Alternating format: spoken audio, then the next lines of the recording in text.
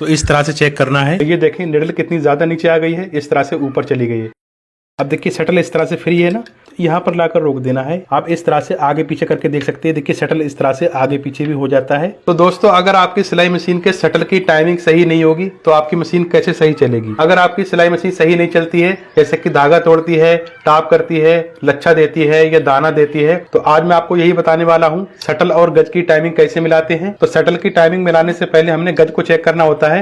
ये निडल वाला जो रोड होता है इसको चेक करना है कि ये ऊपर तो नहीं है। तो अगर आप यहाँ पर ध्यान से देखेंगे तो यहाँ पर निडल की नोक दिख रही है, मतलब कि यहाँ पर निडल ऊपर है, थोड़ी और नीचे होनी चाहिए।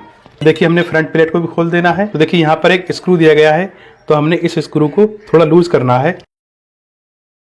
तो स्क्रू लूज करने के बाद अब आप देख सकते हैं इसका गज कुछ इस तरह से ऊपर नीचे हो रहा है। तो सबसे पहले आपने इस पार्ट को देखना है, जैसा कि आप देख सकते हैं ये इस तरह से ऊपर नीचे हो रहा है ना, तो इस पार्ट को आपने बिल्कुल नीचे लेकर आना है इस तरह से। ये देखिए अब देखें इस तरह से मैं गज को ऊपर नीचे कर रहा हूँ, तो ये देखें निडल कितनी ज़्यादा नीचे आ गई है, इस तरह से ऊपर चली गई है।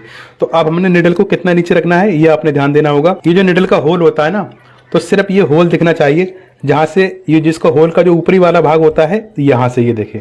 फिर हमने स्क्रू को टाइट कर देना है।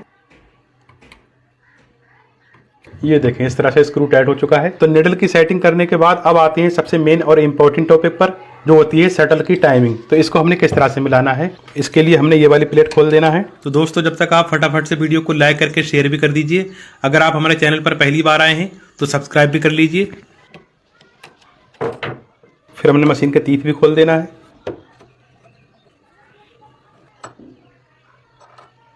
हमने ये वाले तीनों स्क्रू भी खोल देना है।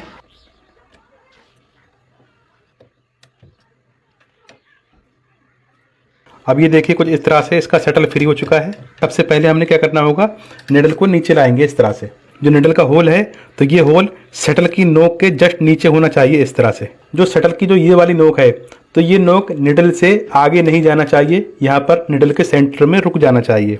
ये देखें यहाँ पर आकर रोक दिया हमने। तो उससे पहले आपने यहाँ पर एक चीज़ और चेक कर लेना है, शटल और निडल के बीच में यहाँ पर गैप नहीं होना चाहिए और शटल की नोक निडल से टकराकर भी नहीं चलना चाहिए।